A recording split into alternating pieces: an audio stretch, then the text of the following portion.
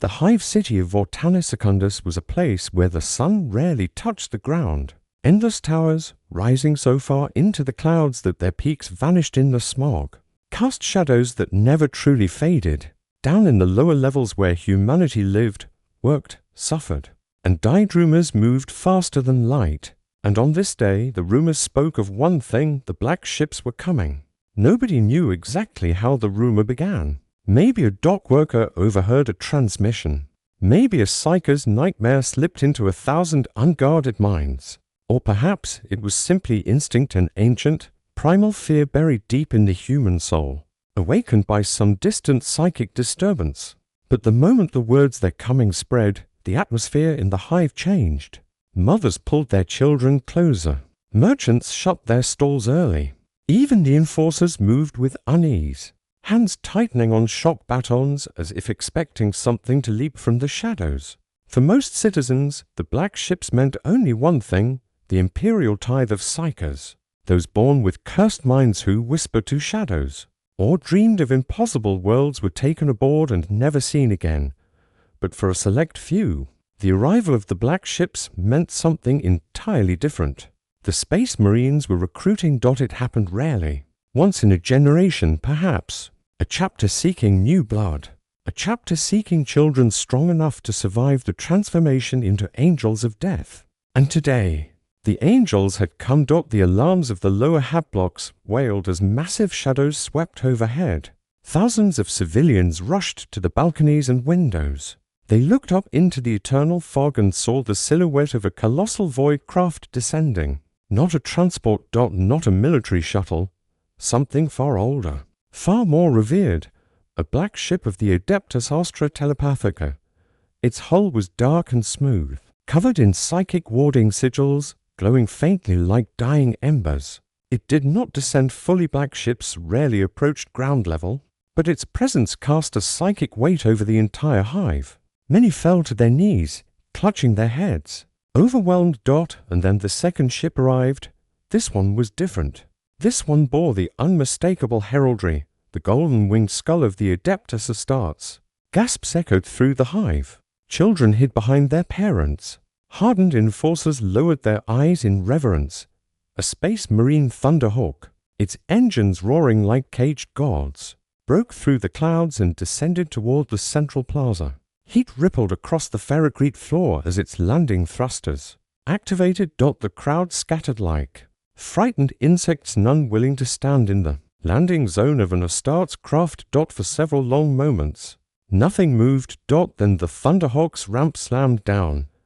Out stepped 3 Space Marines, massive, towering, encased in armor thicker than a man's torso, each footfall cracking the ground beneath them. Their helms glowed faintly, scanning the crowd with cold, machine-like precision.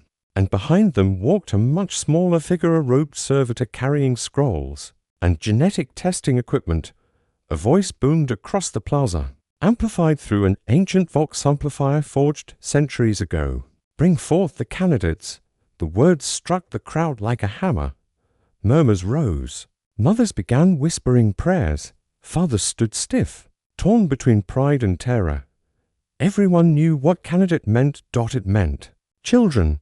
The process was brutal in its simplicity. The Astartes did not ask for volunteers. They did not negotiate. They selected. Their gene scanners swept across the crowd, identifying boys between the ages of 10 and 14, possessing the right bone density, muscular structure, and genetic markers suitable for implantation.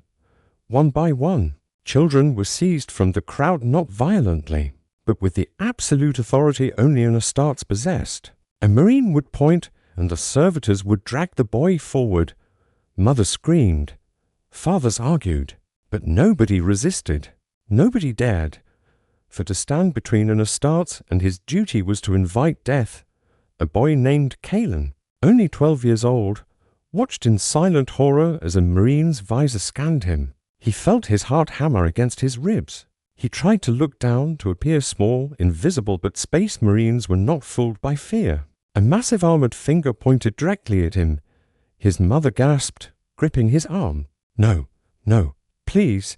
He is my only." The Marine spoke. His voice calm yet terrifyingly final. The Emperor chooses whom he wills. The servitors approached. His mother clung to him harder, desperate.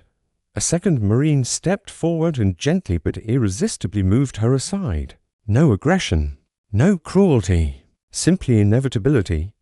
Kalen was taken. Another boy, Jorik, tried to run. He made it 3 steps before a Marine's gauntlet caught him by the back of his shirt and lifted him effortlessly off the ground like a disobedient pet. Strength of spirit, the Marine muttered, but reckless. Jorik was kept. Once all selected boys 11 in total stood in a trembling line. The leading Astartes finally spoke. His voice echoed like thunder. Today, you stand at the edge of greatness. Of the billions in this hive, the Emperor has chosen you. Some of you will not survive the trials ahead. But those who do will become his angels. His glowing red eyes surveyed them.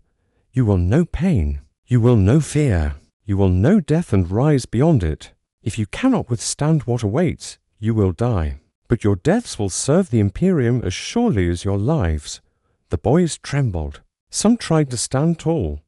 Others wept silently. Kalen felt his legs shaking so violently he feared he would collapse. But something inside him, a tiny ember of defiance, kept him standing. It was enough. Come, the Marine commanded. Your new life begins. As they walked toward the Thunderhawk, Kalen turned back to look at his mother. She had fallen to her knees, hands clasped, begging the Emperor silently to protect her son. The ramp closed.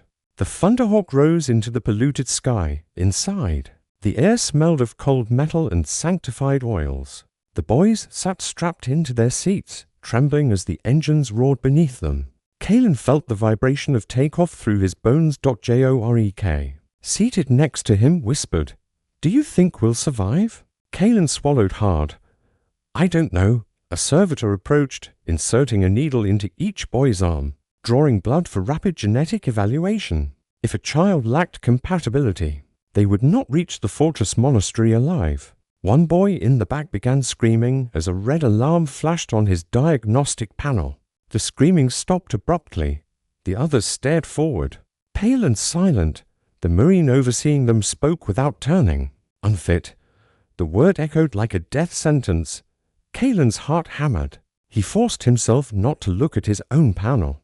All he could hear was the Thunderhawk cutting through the atmosphere, climbing higher and higher toward the waiting cruiser above the planet.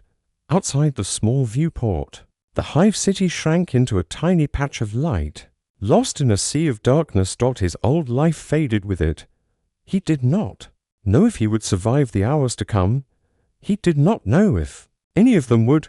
All he knew was that the moment the black ships arrived, he stopped being a child. And became a candidate for the deadliest transformation in the galaxy. The hangar bay swallowed the Thunderhawk whole, massive mechanical clamps locking its wings into place. The engines whined softly as they cooled, releasing white plumes of steam that curled along the steel floor like restless spirits. The air inside the great hall felt heavier, denser, infused with incense and machine oil. It was a place built for giants, not children. The ramp lowered, and the newly chosen recruits stepped out hesitant, trembling, their legs still shaking from the violence of liftoff and the unspoken horror of what they had already witnessed. The towering form of a space marine stepped aside, allowing them to spill into the echoing chamber like fragile insects entering the domain of gods. Kalen's heartbeat pounded in his ears. He couldn't tell whether it was fear or the strange pulsing sensation he had begun to feel. Since boarding the Thunderhawk, it was as if the ship itself hummed with the wrath of 1,000 battles. The Astartes sergeant, encased in battle-scarred ceramite armor marked with purity seals, turned to face the group. His helmet lenses glowed with an unnatural red intensity. "Walk," he commanded. The single word weighed more than iron. The children obeyed. Instantly, they followed him through massive archways lit by flickering lumen strips. The halls were tall enough for titans to walk through. Server skulls floated overhead, monitoring everything with unblinking eyes. Chaplains' statues lined the walls, each carved in grim poses holding weapons taller than the children themselves. Jorik, walking beside Kalen, whispered, I didn't know ships could be this big. Kalen swallowed. I don't think this is just a ship. He was right. This was a fortress in the void, a floating cathedral of death and glory. The sergeant led them toward a great chamber called the Hall of Accession, where new candidates underwent their first formal evaluation. The floor was made of polished black steel that reflected distorted images of the children, a symbolic reminder that they were unformed, incomplete, shadows of what they might become.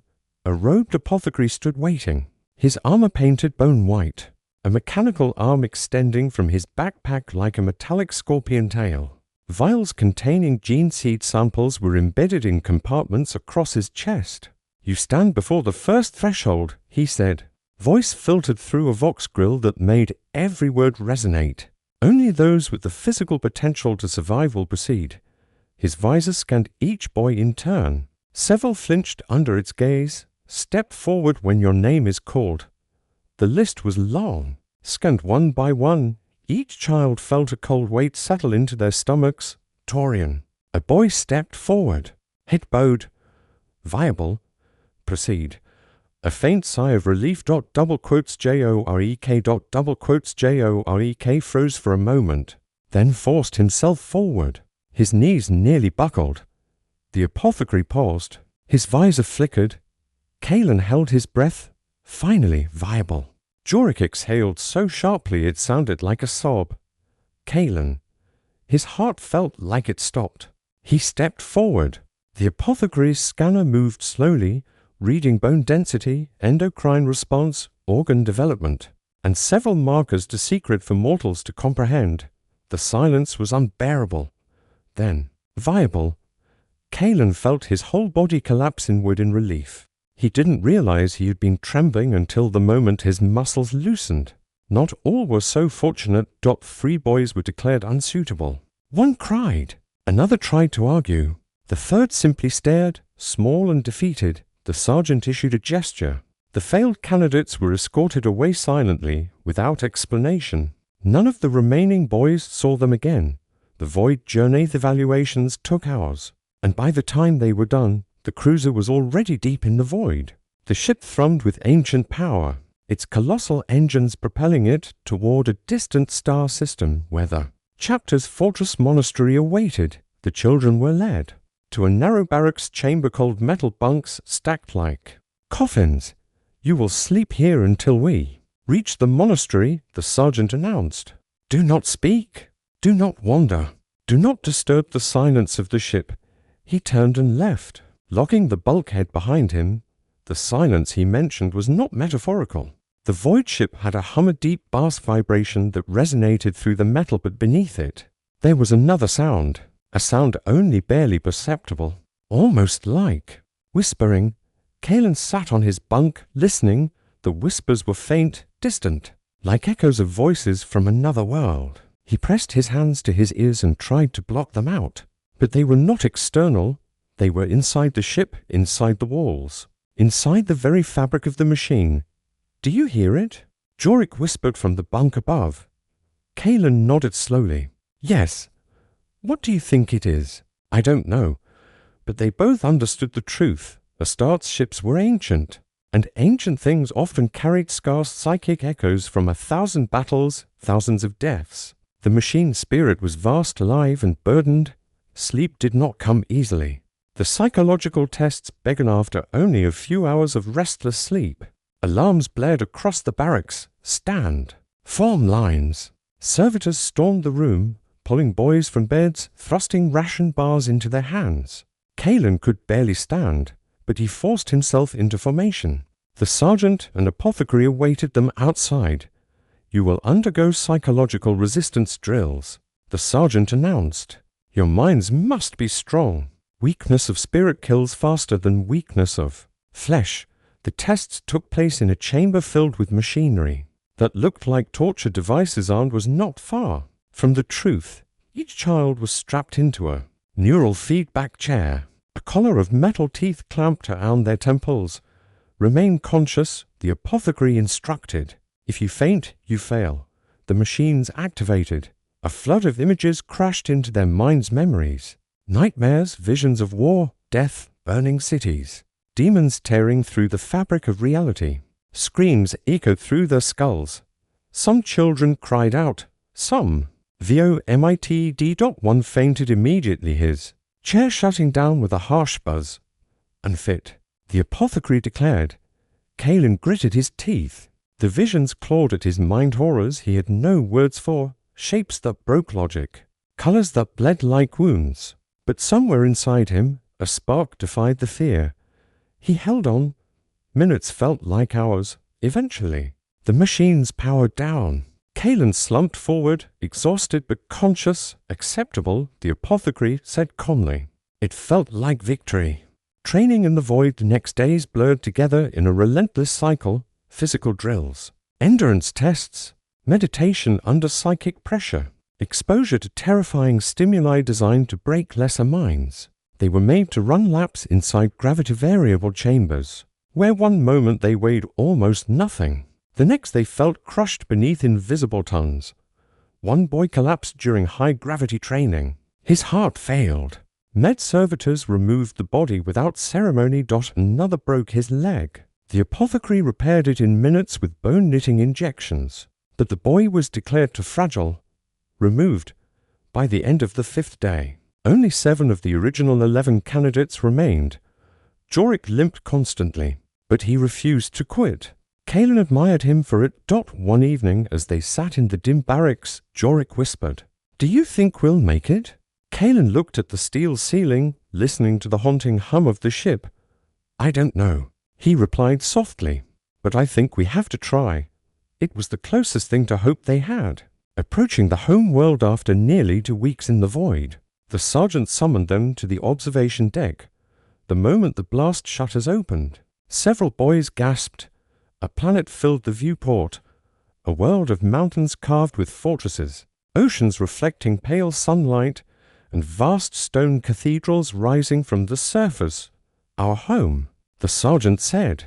"Prepare yourselves. Those who step upon this world are no longer children. You enter as candidates. If you survive, you will leave as Astartes." The Thunderhawk awaited them, engines primed. As they boarded, Kalen felt a strange mix of dread and awe. He was going to a place few humans ever saw, a place where legends were born, a place where boys died and space, marines were made, descent to the fortress monastride. Thunderhawk roared through the upper atmosphere, flames licking the hull as they descended. Kalen gripped his seat tightly. His bones vibrated with the force. Through the small viewport, mountains came into view, colossal, snow-capped, carved with statues of armored giants, valleys filled with mist, rivers glowing with bioluminescent minerals. And then the fortress, a monolithic citadel of black stone and gold trim, built into the side of a mountain. Towers rose like spears piercing the sky. Landing pads spread across vast terraces guarded by massive statues of the chapters PRIMARCH. The Thunderhawks. Ramp lowered. Cold mountain winds slapped the boys' faces. Monks in black robes stood chanting liturgies. Chaplains with skull-faced helms awaited them. Servitors clattered forward on metal limbs. The entire monastery buzzed with ritual activity. The sergeant gestured. "Follow." They marched across the landing platform into the vast entrance hall. A colossal aquila hung above them, wings spanning more than 100 meters. "This is your crucible," the sergeant declared. "Beyond these doors, the true trials begin." The gargantuan doors opened. A cold darkness swallowed them, and the journey toward becoming an angel of death truly began. The fortress monastery swallowed the boys whole. Once the colossal adamantium doors sealed behind them, the sunlight, the mountains, the wind, the world outside, all of it vanished. What remained was a cathedral of shadow and stone, where echoes of ancient wars clung to the walls like spirits refusing to rest. The air was cold, the stone floors colder, and the vast hallway ahead seemed designed not for humans, but for giants. Kalen's breath fogged slightly. Jorik stood beside him, trembling but trying to hide it. The other 5 recruits formed a loose, uneven line. All of them were exhausted, frightened, and unsure. All of them were praying silently that whatever came next would not kill them. But deep down, they knew death was closer now than ever. A single figure waited for them in the center of the massive hall, a drill master. He wore no helmet. His face was scarred, jaw augmetic, eyes replaced with glowing bionics. His armor was stripped-down training plate, dented and dark from decades of violence. He looked at them with no emotion at all, only evaluation. "You have survived the journey," he said, voice echoing unnaturally loud in the vaulted chamber. "This is meaningless. The boys swallowed as one. You are nothing yet. Not warriors, not aspirants, not even failures." He took one step forward, the floor creaking under his weight. "Before you can be tested in mind or soul, first your flesh must be broken." The lights dimmed. Iron gates slammed open, and the trials of flesh began, the gauntlet of endurance. Drill Master led them through a maze of stone corridors lined with flaming braziers. The chants of monks echoed through distant halls. Every step carried the scent of incense, oil, iron, and old blood. They reached a vast circular chamber filled with sand, obstacles, wooden dummies, jack pillars, and suspended weights, the gauntlet of endurance. The drill master announced, "You will run. You will suffer. Some of you will break." He raised one finger. "You are not to stop. Not for pain. Not for blood. Not for mercy." He pointed at the labyrinth. "Run." The boys sprinted into the maze instantly. The suffering began. Sand pits dragged their legs down. Spiked poles forced them to dodge repeatedly. Weighted doors dropped unexpectedly, making them crawl under tight spaces that scraped their backs raw.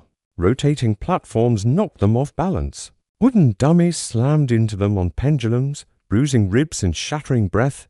Kalen stumbled, nearly falling face first onto jagged stone. Pain exploded through his knee, but he forced himself up. Behind him, he heard one of the boys scream as a pendulum smashed into his shoulder. Another cried out as he fell into a sand pit and couldn't get out. Jorik ran with a limp, face contorted with pain, but he didn't quit, not even when blood soaked into his boot above them. The drill master watched without moving. Arms folded, faster, he commanded through a Vox amplifier. The gauntlet changed instantly. Weighted chains fell from above, attaching to the boys' wrists. The rotary platforms sped up. The pendulums swung harder. One child screamed, "I can't!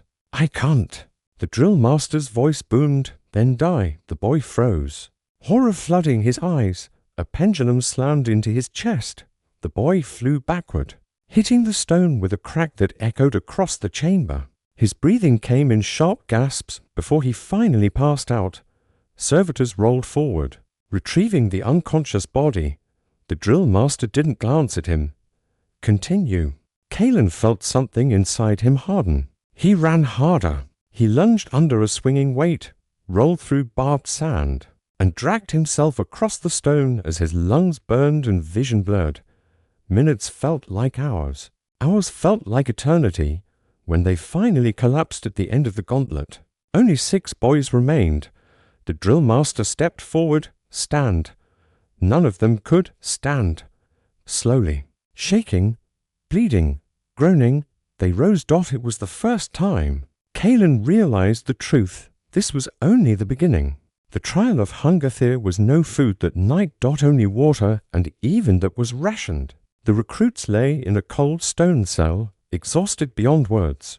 The whispering winds of the mountain monastery echoed faintly through cracks in the walls, mixing with the sound of their ragged breathing. Kalen felt hunger stabbing at his gut. His throat was dry. Every muscle in his body throbbed. "Do you think tomorrow will be like today?" Jorik whispered. Kalen didn't know how to answer.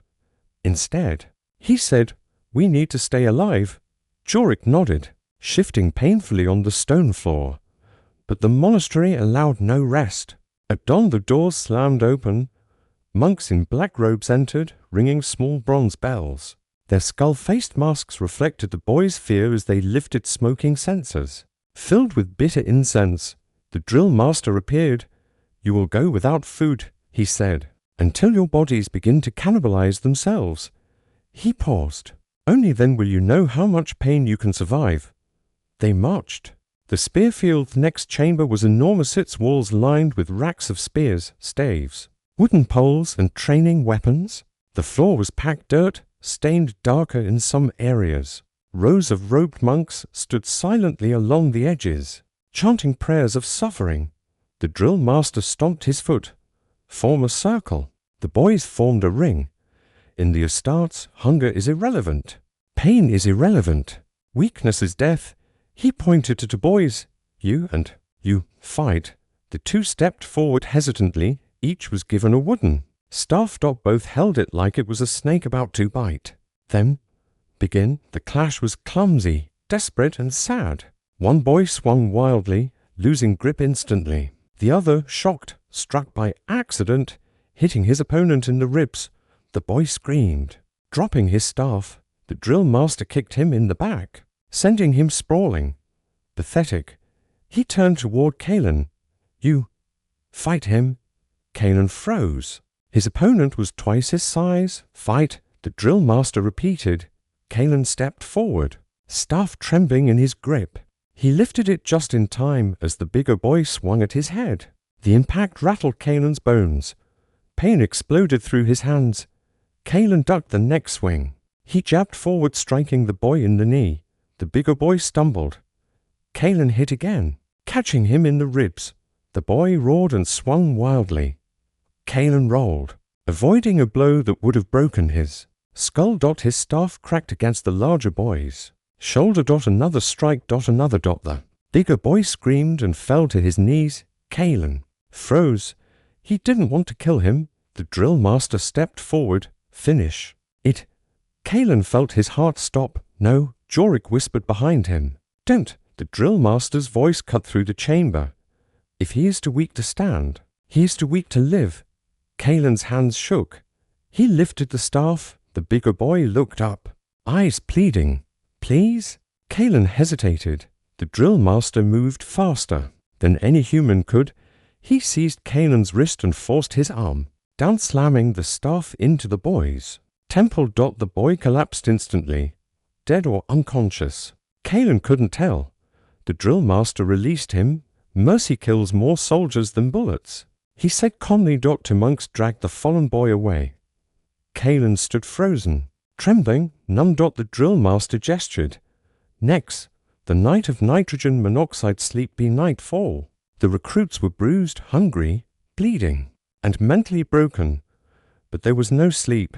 The drill master entered the barracks at midnight. Stand. The boys rose like soulless husks. You will stay awake, he said, for as long as your bodies allow. The Astartes must endure days, weeks without rest. The lights remained on. The bells rang. Servitors clattered every time a boy's eyes closed. A monk struck him with a wooden rod.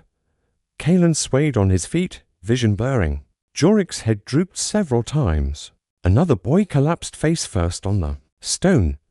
He was dragged away.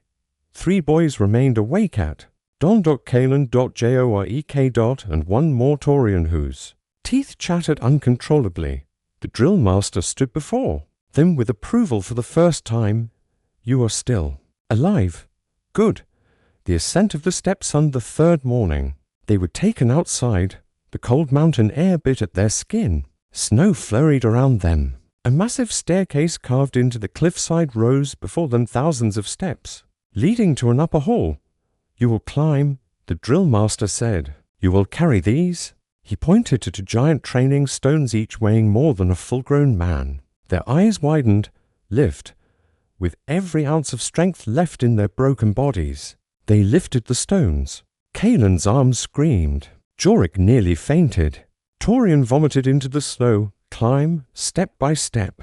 They dragged themselves upward, legs burning, backs spasming, lungs refusing air. Kalen stumbled. Jorik fell. Taurian collapsed entirely. Only Kalen and Jorik kept going. Step after endless step. Halfway up, Kalen fell to his knees. The stone rolled from his arms, smashing into the steps. No. Kalen gasped, trying to lift it again. His vision blurred. His chest seized with pain. He forced his arms under the stone again. Jorik whispered, Don't. Stop. They climbed. Jorik reached the top first, falling face forward into the snow. Kalen reached moments later, collapsing beside him.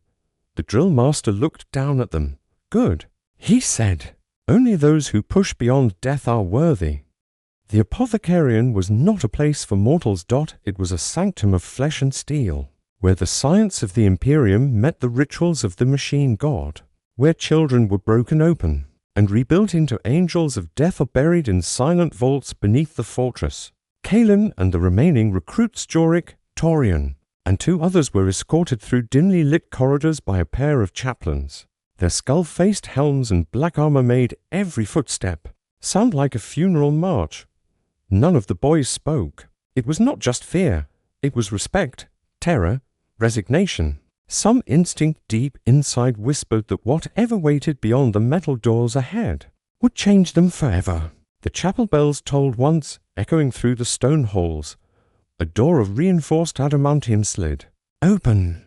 The Apothecarium revealed itself, a chamber the size of a cathedral, cold, sterile, white, filled with machines that hummed like distant thunder. Suspended servo arms hung from the ceiling like skeletal limbs.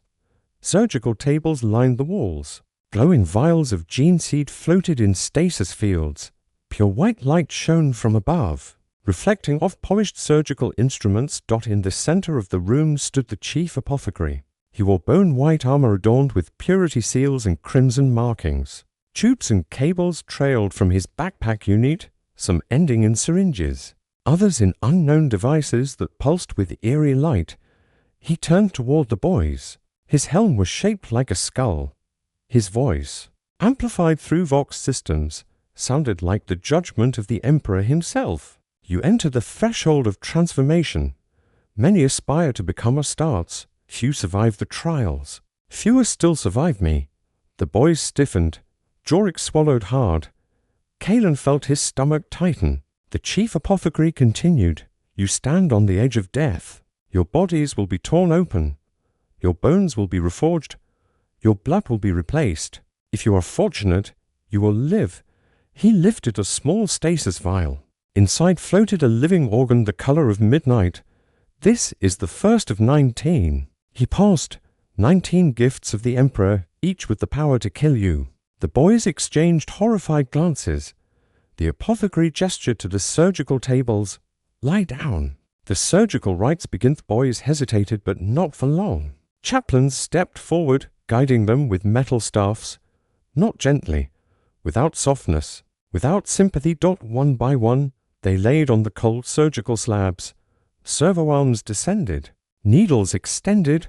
Restraints locked around their wrists, ankles, chests, and foreheads. The chief apothecary stood before them like a priest before his altar. He approached Kalen first. "Your body is small," he said. "Unfinished. Unworthy. It must be made into something greater." Kalen trembled. "Do not fear," the apothecary added. "Fear is wasted energy." Kalen tried to breathe. The mask lowered over his mouth, filling his lungs with cold anesthetic vapor. "Do not sleep," the apothecary instructed. Kalen's eyes widened. "What? Surgery without consciousness strengthens the will. You will remain awake." Kalen's blood ran cold. The anesthetic stopped. The pain began. The first organ implanted was the secondary heart. The mechanical scalpel sliced into his chest. Kalen screamed, thrashing against the restraints. The pain was blinding, agonizing. It felt as though fire was being poured into his ribs. The surgical arms worked without hesitation. Cutting, pulling, implanting, stitching. Steam and blood mist filled the air. At the next table, Jorik cried out as his own chest was opened. Torian bit through his own lip, trying not to scream. Another boy fainted instantly. The apothecary ignored them. Screaming is irrelevant, he said. Pain is irrelevant. Only survival matters. The secondary heart was inserted. The machine sealed his chest. Kalen gasped for air, his body trembling uncontrollably, before he could even recover. The next procedure began. The os modular thick needle pierced his spine. Liquid genetic material entered his marrow. Kalen felt his bones burning from the inside, expanding, hardening, reshaping. Every nerve in his body exploded with agony. He arched his back so violently the restraints creaked. He begged for it to stop. It did in single quotes. T.JOREK vomited from the pain. Torian screamed until his voice cracked. One boy passed out, blood trickling from his nose. The apothecary walked calmly among them. Your skeleton is being reforged. If it does not kill you, it will make you strong. Hours passed. Agony never stopped. By the time the os modula finished its work, Kalen couldn't move his hands, or legs, or lips. Only the trembling of his eyelids proved he was still alive. The apothecary nodded. Double quotes good. The biscopenix came the muscle growth organ, a small, writhing gland, surgically inserted into the chest cavity. Once activated, it released growth hormones that tore existing muscle fibers apart to rebuild them in stronger forms. The pain was different now. Deep earth shaking. His muscles spasmed uncontrollably. Kalen felt like his arms were being ripped open from the inside. He couldn't even scream. Only broken gasps escaped. One boy's heart failed. The alarms sounded. His body stiffened. The light in his eyes dimmed. The apothecary motioned to the servitors. Remove him. The corpse was taken away without ceremony. Continue. The work of our surgeries lasted all day. And all night. And into the next morning. One organ after another. 19 in total. Each more agonizing than the last.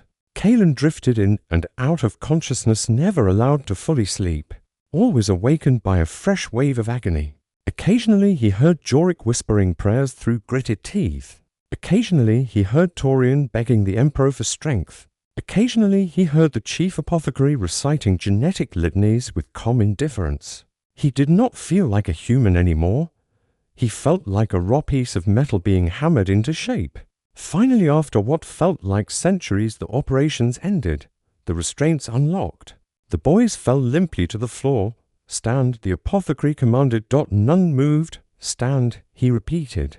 Slowly, shaking violently, bleeding, half-conscious, the boys forced themselves up. Not because they had strength, because they feared failing, because they feared dishonoring the Emperor, because the apothecary's voice sounded like doom itself. The chief apothecary looked over them.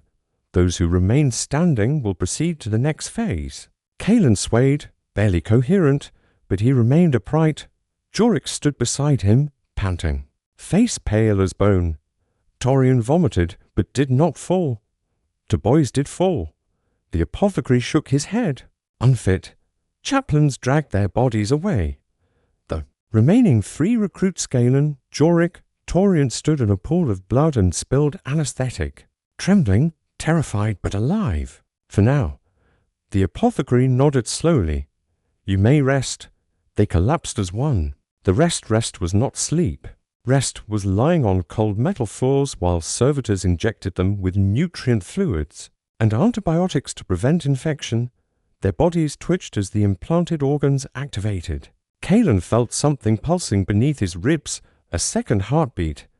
Stronger, heavier. He felt his bones ache constantly, reshaping, growing, stretching. His muscles spasmed for hours, causing his body to jerk uncontrollably. He wondered if he was dying. He wondered if that might be easier. But he did not die. None of the remaining 3 did. When they could finally stand again, barely able to walk, the apothecary returned. Your rebirth has begun, he said. But your suffering has not ended. He gestured to the far doors. Now we begin the implantation of the Laraman's organ. The boys stared at him with disbelief. More? Kalen whispered. The apothecary's skull helm tilted. Much more, he replied. You are not Astartes yet. The doors opened. And the next agony awaited them. The terrors of the apothecarian had torn the boys open, reshaped their bones, rewritten their muscles and rebuilt their flesh. But now came the trial that no blade could cut, no armor could protect against, the breaking of the mind. If the body was forged into a weapon, the mind had to be reforged into obedience, loyalty, and unwavering faith. Only then could an Astartes be born. And so, after 3 days of half-conscious recovery, Kalen, Jorik, and Torian were taken deeper into the fortress-monastery. Much deeper. Beyond the training yards, beyond the surgical chambers, beyond the cathedrals of statues and armor racks, they descended into the halls of memory. where no sunlight had touched for 10,000 years. The descent path downwards was a spiral of cold stone and chanting echoes. Chaplains' torches cast flickering shadows along the walls, each step echoing like the ticking of a clock counting down to something terrible. Jorek whispered. "What does this trial do?" Torian answered hoarsely, "It changes your mind." "How?" Jorek asked. Torian shook his head. "No one knows." Kalen didn't speak. He felt something wrong in the air's psychic pressure, a weight behind his eyes, as though the very walls were alive and gazing at him. Finally, the procession reached a vast circular chamber. It was silent. Dark, except for a single glowing symbol carved into the floor. The Imperial Aquila split down the middle. This chamber was not meant for worship. It was meant for rewriting souls. The chief librarian waited there. He was immense, even larger than an Astartes in full plate, wrapped in psychic armor etched with living runes that crawled like veins across the surface. His hood was drawn low, and his psychic presence pulsed through the chamber like the heartbeat of a star. "You have survived flesh," he said, voice echoing in every direction at once. "Now you must survive thought." He gestured. Servitors approached, carrying the boys toward 3 raised platforms. Kalen tried to resist. He couldn't. He was too weak, too broken, too scared. Metal clamps locked around his wrists and ankles. A cold band wrapped around his skull. A needle slid into the base of his spine. Another into his temple. And then the lights went out. The activation, a pulse of blue light illuminated the room. The librarian lifted his staff. The air thickened. Then KRRZZZZCHH-A. Floodburst of psychic energy slammed into Kalen's mind like a tidal wave of lightning and screams. He gasped, eyes rolling upward. He felt the world crack open. His thoughts weren't his own anymore. They expanded, burst, dissolved. The chamber vanished. His body vanished. His identity vanished. He was nowhere. He was everywhere. He was falling. He was burning. He was drowning. He was dissolving into the warp. Then images appeared, not memories, not dreams, forced visions. They pierced into his brain with surgical precision. The nightmares saw a battlefield stretching to infinity. Millions dead, millions dying, skies burning with green fire, legions of Astartes standing unbroken in the maelstrom. He saw the Emperor Golden, radiant, standing atop the shattered world. He saw demons crawling from cracks in reality, whispering promises. He saw himself older, stronger, armored, cleaving through twisted monstrosities with a chainsword. He saw death. He saw glory. He saw the last moments of heroes long since forgotten. Every vision forced itself deeper into his brain like a hook. Every second felt like a lifetime.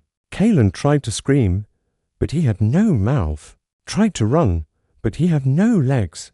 Tried to think, but his thoughts were drowned by chanting voices. Obey, serve, kill, die, rise for the Emperor. The visions shifted. Again. Now he saw his mother crying at the edge of the Hive city. He saw his father who had died years ago standing behind her. They reached toward him. He tried to reach back. Their hands melted. Their faces twisted. Their bodies burned away. Forget them. Forget yourself. You belong to war. Kalen screamed. This time, sound existed. The chamber returned. For a split second. Then vanished again as another wave of indoctrination hit him like a thunderclap, breaking and reforging hours passed, or days. There was no time, only pain, only visions, only commands hammered into the deepest layers of his brain. His body convulsed, his teeth cracked, blood trickled from his nose, ears and eyes. Still, the librarian continued, voice booming across the psychic storm. Your mind is weak. Make IT strong. You are human. Become more. Jorek was crying openly.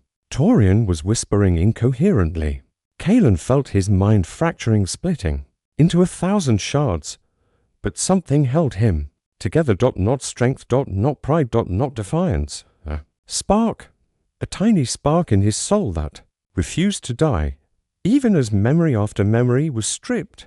Away his childhood, his friends, his home, his name, one thing remained. A whisper, a voice inside him saying, live. And slowly, piece by piece, his consciousness rebuilt itself. The vision stopped. The chamber returned. Kaelin lay trembling, soaked in sweat and blood, eyes unfocused, breath shallow. The librarian approached. Towering above him, you survived, he said. It did not feel like victory. It felt like losing everything. The aftermath clouds released. Kaelin collapsed onto the cold stone. Around him, Jorik lay unconscious but breathing. Torian was curled into a ball, shaking violently. Chaplains examined the boys. One chaplain said, these 3 remain. The others were not strong. Kaelin turned his head. 3 other platforms were empty.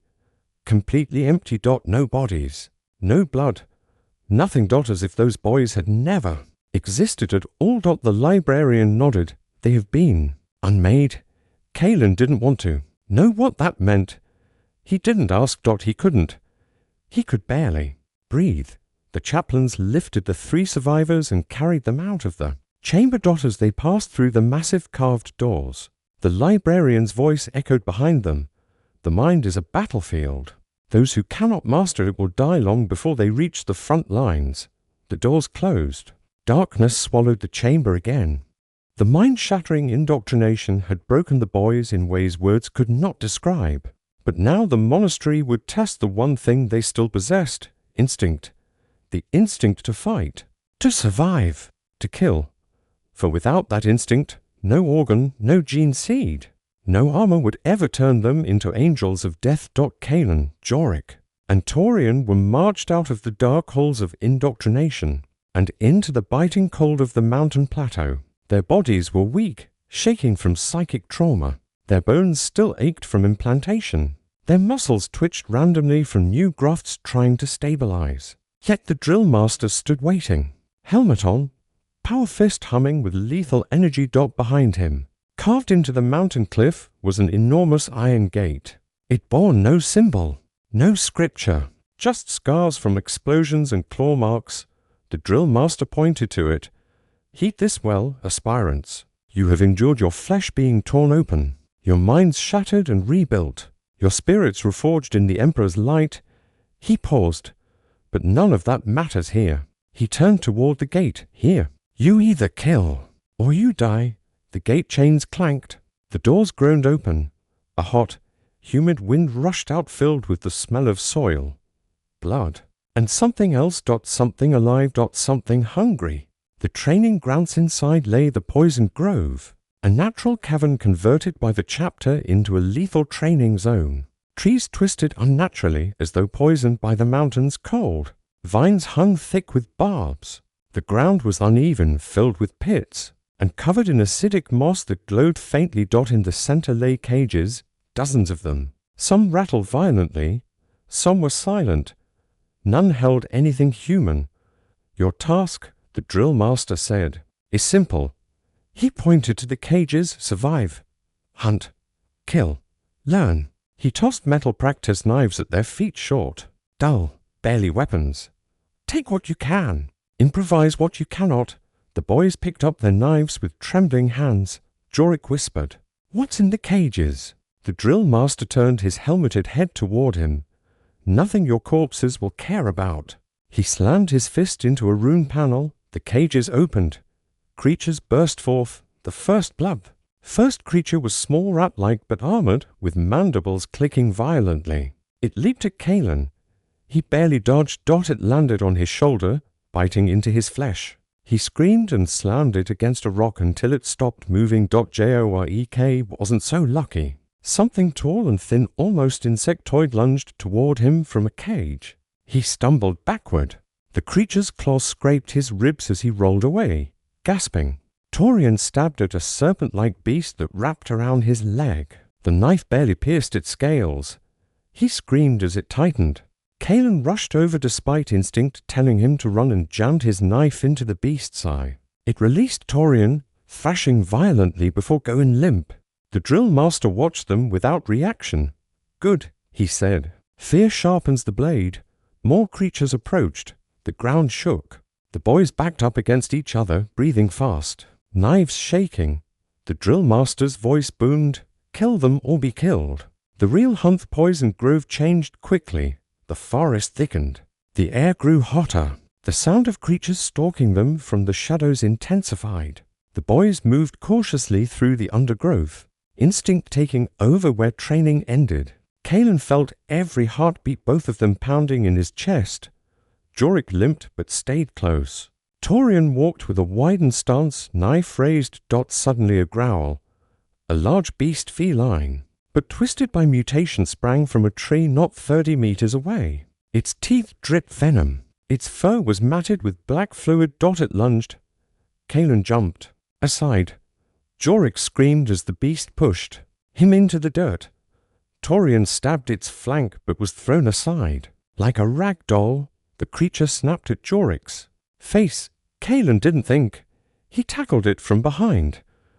To rolled across the poisonous grass. The beast clawed at his chest, tearing fabric and skin. Pain exploded across his ribs. He slashed wildly with his knife. The beast shrieked. It kicked him away. It leaped to finish him. Kalen thrust upward with every bit of strength he had. The knife stabbed between its ribs. Into its heart. The beast collapsed on top of him, twitching. Kalen shoved it aside and crawled toward Jorik. "You alive?" He gasped. Jorik nodded weakly. Torian staggered to his feet. None of them spoke. They didn't need to. For the first time, they knew they could die here. The instructor's favorite lesson halls passed. More creatures attacked. Some they killed. Some they fled from. Each battle pushed their new organs, new muscles, and new instincts closer to their limits. Finally, they reached a clearing where iron statues stood, representing Astartes of old. The drill master waited there, power fist glowing. "You have survived," he said. "Barely." He walked between them. But survival is not the goal. Killing efficiently is. He activated another cage. From it stepped a human, a prisoner, a criminal, a traitor. A heretic tattoos burned into his skin. His eyes were wild. "Kill him," the drill master ordered. The boys froze, but "He's human," Torian whispered. The drill master's helmet turned sharply. "Humanity has nitrogen monoxide value without loyalty." He shoved the prisoner toward them. The man screamed, running blindly toward the exit. "Kill him," the drill master thundered. The boys hesitated. Kalen felt bile rising in his throat. Jorik lifted his knife. Torian cried. The man ran. The drill master sighed. He grabbed the prisoner by the neck and crushed his skull against a tree. The body fell limp. The drill master pointed at the corpse. "That hesitation would kill you on the battlefield." Kalen's stomach churned. The drill master continued. "Your enemies will not always be beasts. They will not always be monsters. Some will wear faces like your own." He looked at each boy. "You must learn to kill the familiar." The final challenge. Night fell quickly. In the poisoned grove, the air grew freezing. The beasts grew bolder. The drills intensified. Fire pits lit the clearing. The drill master stepped aside. Chaplains emerged from the shadows, their skull-faced helms glowing. One of them spoke. "You have survived the daylight. Congratulations." He drew his Crozius Arcanum. Misty breath poured from its vents. But the true hunt begins at night. A bell tolled. A siren wailed. And the ground shook. The cages, hundreds of them, opened all at once. Thousands of eyes glowed in the darkness. Creatures rushed the clearing from every direction. The drill master pointed into the forest. "Run." The boys ran. The storm of monsters followed. Claws raked trees. Teeth snapped inches from their heels. The air filled with roars and screams. Kalen grabbed Jorik's arm. "This way." They ducked under branches, jumped over pits. Sprinted until then knew. Hearts felt ready to burst. Torian tripped. A beast lunged at him. Kalen turned. He grabbed a rock and hurled it. It smashed into the beast's skull. But another creature lunged. From the side, Jorek tackled it. The boys fought like cornered animals, slashing, stabbing, biting anything to stay alive. Blood coated their arms, their legs, their faces, their clothes. The night seemed endless. Every second was survival. Kill or die. Kill or die. Kill or die. The dawn, when the sun finally rose, the three boys collapsed in a pile of leaves and blood, barely conscious. Their arms were torn, their bodies shaking, their minds numbed. The drill master approached them. He looked down. You survived the night. He paused. And so, the Emperor has use for you yet. The boys didn't respond. They couldn't. The drill master nodded once. Rise. They did. Slowly. Painfully. But they rose. Because that is what Astartes must do. No amount of battle training, no amount of indoctrination, no amount of suffering had prepared Kaelin, Jorek, or Torian for what awaited them now. The monastery was silent that morning. Silent. Not the usual chanting of monks, not the clanging of training weapons, not the low rumble of distant engines. Only wind and bells, and the footsteps of the chaplains escorting them. The three recruits marched through a long, torchlit hallway carved deep into the mountain's foundation. Here, the stone was darker, older, etched with symbols none of them recognized. We have completed the trials, Jorek whispered, trying to convince himself. No, Torian rasped. Not all. Kaelin remained silent. He felt something wrong in the air. Fear. No. Something older. Something watching. Finally, the chaplains stopped before a massive wall. Not a door. A wall. 10 archways had been carved into it, side by side. 9 of them sealed shut by heavy stone slabs covered in purity seals and locked by rusted chains. Only one archway, the 10th, had no seal. No chains. Only a circular metal door with deep gouges in it, as though something had tried, long ago, to escape. The head chaplain stepped forward. His skull helm glowed faintly. You stand, he said, before the trial of the 10th door, the final judgment of flesh, mind, spirit, and loyalty. His voice echoed like the pronouncement of death itself. This trial is known only to our chapter. It is never recorded. It is never spoken of. Those who pass will become true aspirants. Those who fail will never be found. Jorek swallowed.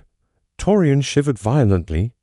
Kaelin felt ice crawl up his spine. The chaplain raised his croziers. Make peace with what you were. Step forward. The 10th door groaned open. Darkness oozed from within. The air grew colder. The boys hesitated only a moment before stepping inside. The door slammed behind them. The first hall. The shadows of Self chamber was pitch black. No torches. No symbols. No sound except their breathing. The darkness felt thick, like liquid, pressing against their faces. Suddenly whispers. Soft. Faint. Familiar. Kaelin. His eyes widened.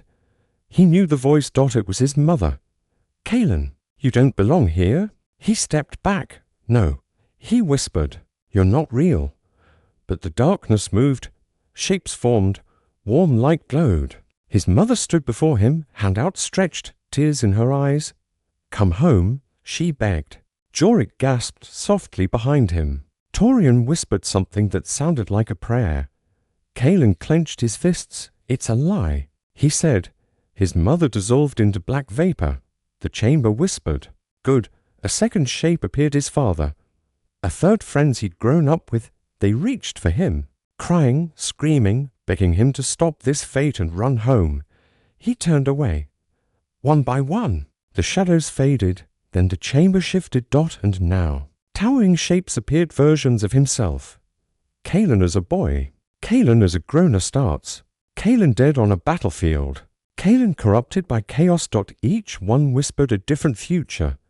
Kaelin fell to his knees, clutching his head as multiple voices tore at his sanity. Jorek shouted, ignore them. Torian screamed, they're not real. Kaelin forced himself to breathe. He whispered, I am not who I was. I am not who I will be. I am who I must become. The whisper stopped. A stone door materialized ahead and slid open. The boys staggered through. The second hall. The trial of Bluder-wide arena awaited them. Red torches ignited. The floor appeared wet. Metal bars rose from the ground, forming a cage that sealed behind them. A voice spoke deep, mechanized, ancient. Kill, or be unmade. Something moved in the shadows. A creature emerged. Once human, now twisted, half-rotten, mutated beyond recognition. Its eyes glowed faintly. It charged. Jorik lunged aside, screaming. Torian tripped backward. Kalen raised his hands defensively. He had no knife, no weapon, nothing. The creature swung its claws at him. Kalen ducked. It tore into the stone wall behind him. Kalen grabbed the creature's arm. It threw him across the chamber. Jorik jumped on its back, pounding its skull. It roared and slammed him against the cage.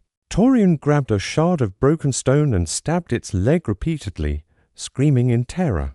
The creature turned on Torian. Jorik gasped, Kale. Kalen was already sprinting. He jump-landed on the beast stand with Torian's stone shard. He stabbed it in the head again and again until it stopped moving. Silence. All three boys trembled violently. The torch flames dimmed. Another doorway opened. Jorik whispered, What was that thing? Torian said nothing. Kalen couldn't answer. The third hall, the trial of loyalty. This chamber was small, square, empty. Except for two iron pillars, chains dangled from them. A chaplain's voice echoed from unseen speakers. You have survived flesh. You have survived the beasts. Now you must survive the truth. A second voice, cold and hateful, spoke. Only one of you will pass. Jorik froze. Torian's face went white.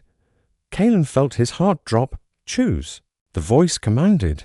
Which one you kill to ensure your own ascension? Kalen shouted, No.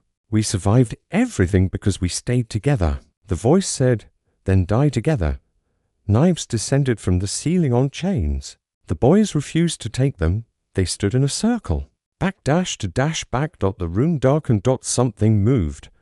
A monstrous figure, part machine, part beast, stepped from the shadows and charged them. The boys had seconds to decide. Kalen grabbed the knife, not to kill Jorik or Torian, but to fight the monster. Jorik grabbed another. Torian followed. The monstrous guardian attacked. The boys fought it together. Jorik slashed at its leg. Torian stabbed its flank. Kalen jumped onto its back and drove his knife into the nape of its neck. The creature collapsed. The torches lit. The voice spoke. Loyal? Good. The knives dissolved into smoke. A final door opened, the heart of the trial.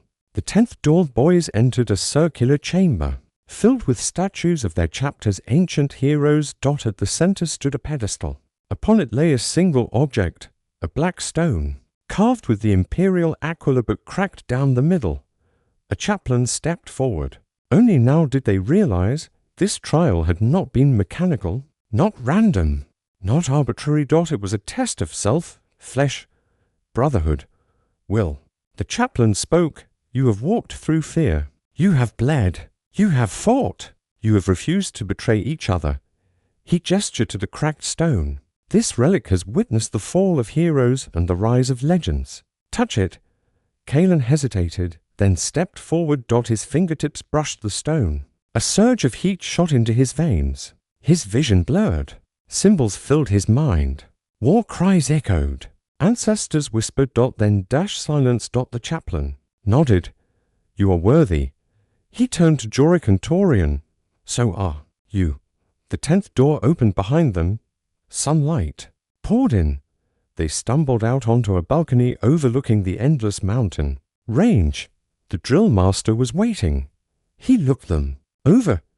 You passed, he said simply. Jorik collapsed in relief. Torian cried openly. Kalen dropped to his knees, unsure if he was alive or dreaming. For now, the drill master added, Every chapter in the Adeptus Astartes has its own rituals, its own scars, and its own ghosts. But few rites across the entire Imperium inspire more dread than the first moment. A recruit stands before Astartes armor, not to wear it, not to wield it, not yet. First, they must survive the armor rite, the trial where the armor chooses, or rejects. For the machine spirit within every suit of Astartes war plate is a live ancient. temperamental, bound by honor and hatred in equal measure, and it does not tolerate the unworthy. 3 recruits Galen, Jorik, and Taurian were led from the balcony of the 10th door trial to a vast chamber, carved into the heart of the mountain. The air was thick with incense. The walls were lined with banners depicting their chapters. Greatest heroes. The stone floors glowed with sacred circuitry in golden filigree. But all 3 boys could only stare forward, for the chamber's center held 10 towering silhouettes.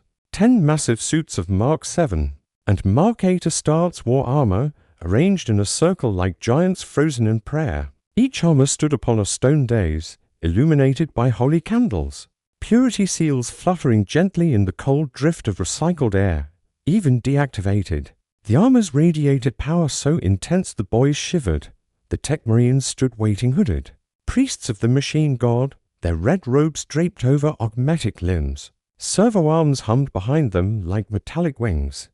The chief tech marine stepped forward. His voice was deep, filtered through vox grilles, layered with binary echoes. You stand before the spirits of war. He extended a metal hand toward the 10 armors. These suits have served in 1,000 battles.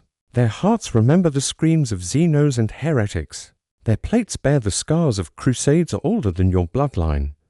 They will test you. Kalen swallowed nervously. The tech marine's glowing bionic eye turned toward him. If they judge you unworthy, a pause, they will destroy you. Jorik's face paled. Taurian whispered a prayer. The tech marine raised a data staff, stepped forward. The boys obeyed. The first contact each recruit was assigned to a different armor. Not chosen, assigned. Kalen stood before a towering suit of Mark 7, black as midnight, covered in purity seals and engraved with long, curling battle prayers. Its helmet bore a single red lens, cracked from some ancient battle.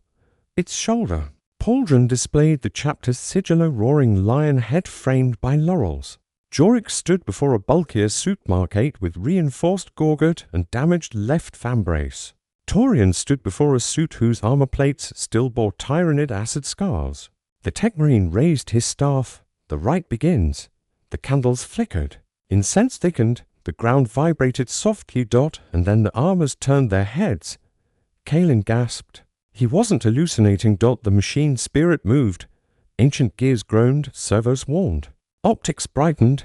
A cold, machine-like consciousness grazed his mind, just a touch but enough to make him stagger. Jorik cried out and fell to his knees. Taurian choked, gripping his throat as if drowning. The tech marines watched without emotion. Steel does not comfort, one said. It judges. The armor's wolf machine spirit pressed further into their minds. It spoke not in words, but in memories. Visions slammed into Kalen's skull, the armor's past wearers. Battles on desert worlds burning under twin suns. Screams of tyrannids eating entire cities alive. The moment the armor lost its previous occupant, his death sharp and brutal. Kalen gasped as a bolt around tore through the vision's throat, his throat. Because the armor had shared its memory with him, he dropped to the ground, shaking violently. Next came the emotions. Rage, loyalty, duty, hatred for the enemies of mankind. All burned into his mind like red-hot brands. The armor wanted something. Wanted to feel something. Wanted to know. Was he worthy? Kalen forced himself to stand, trembling. I am not him, he said weakly. But I will be worthy. The armor didn't retreat. If anything, it pressed harder. The trial of synchronous of tech marine shouted, step inside the armor. The boys froze. What? Jorik gasped. We are too small, yes, the tech marine said coldly. And the armor knows this. This is not a test of wearing. This is a test of being. The armor opened. Its chest cavity split apart with a hiss of sacred steam. The inside looked like a coffin lined with metal, cables, and neural ports. Kalen hesitated. His instincts screamed at him to run. But he stepped forward. He entered the armor. The metal closed around him. The darkness swallowed him whole. Within the armored world squeezed around him. Metal pressed against his ribs. Cables tightened around his spine. Data spikes touched the base of his skull. He screamed, but the sound went nowhere. Then dash connection. A flood of data overwhelmed him. Screams of binary, pulse of reactor hearts, ghost pain of battles fought long ago. The armor's machine spirit roared inside his skull like a caged god. Kill. Endure. Obey. Nitrogen monoxide fear. Nitrogen monoxide doubt. Nitrogen monoxide mercy. Kalen struggled. His mind felt like it was being crushed, but something inside him, something born from pain, loss, and trials rose up. Let me in. He thought, let me prove myself. The spirit roared louder. Kalen roared back. Their wills collided like two storms crashing. The war within minutes passed. Or hours. Kalen no longer knew. He saw flashes of the armor's memories. He saw its previous wearer dying. From a Genestealer ambush, he felt its rage at failure, its hunger to fight again. The armor wanted a warrior. It wanted a mind strong enough to wield it. The machine spirit pushed deeper. It demanded strength, loyalty, courage, sacrifice. Kalen pushed back with everything he had. I am not afraid. I survived your trials. I survived the Apothecarian. I survived the 10th door. I will be a space marine. Something shifted. The spirit paused. A moment of silence, then a pulse of acceptance. The armor loosened its grip. The pain faded. The darkness lifted. The tech marine's voice boomed through external speakers. Kalen. Synchronization successful. The armor opened. Kalen fell to the ground, gasping, drenched in sweat. He had passed. The cost of failure. He turned weakly toward Jorik and Torian. Jorik's armor was still closed. It shook violently. Something was wrong. The machine spirit screamed through its speakers, producing a horrifying metallic shriek. No, no. Jorik cried from inside. Then the armor exploded open. Jorik flew backward, smoke pouring from neural ports. He hit the ground hard, convulsing violently. Torian rushed to him. The tech marines did not move. Rejected, the chief tech marine said flatly, he lives, barely, but his potential is diminished. Kalen dragged himself toward his friend. Jorik's eyes were unfocused. Blood dripped from his nose and ears. Whimpers escaped his lips. He would survive, but the armor had wounded him deeply. Torian's trial was next. His armor closed. Moments of silence, then roaring, screaming. Light bursting from every seam. The armor rejected him too. He collapsed unconscious. Only Kalen stood successfully. Judged. The tech marine approached him. You have proven compatible, the priest intoned. You are ready for sacred training in the ways of the machine spirit. Kalen bowed his head. For the first time in weeks, he felt pride. The tech marine extended a hand to him. Rise, aspirant. Kalen stood. Broken, exhausted, traumatized, but worthy.